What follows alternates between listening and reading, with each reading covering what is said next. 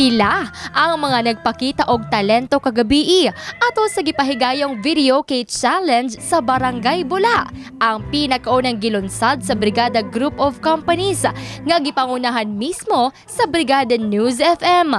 5 lamang unta ang unang napiling moapil human sa naunang screening, apan tungod nagmadasigon ang mga residente sa Barangay Bula, tuna pa'y nasingit nga 2 ka partisipante.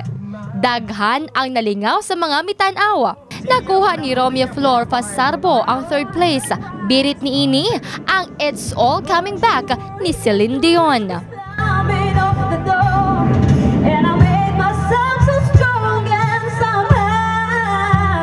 Emotional usab nga gikanta ni Arlod Senko ang Always ni Marco Season. Siya ang nakakuha sa ikaduhang pwesto.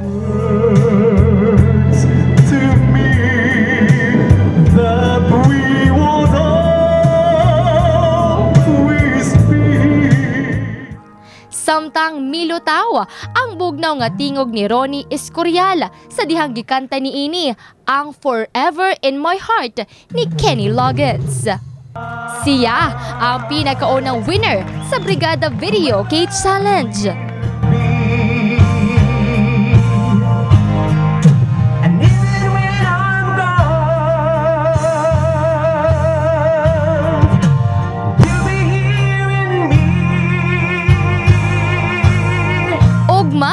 At ang inausab ang bagong hugna sa Brigada Video Kay Challenge og kini ipahigayon sa Purok Saeg, Barangay Kalumpang, alas 7 sa gabi.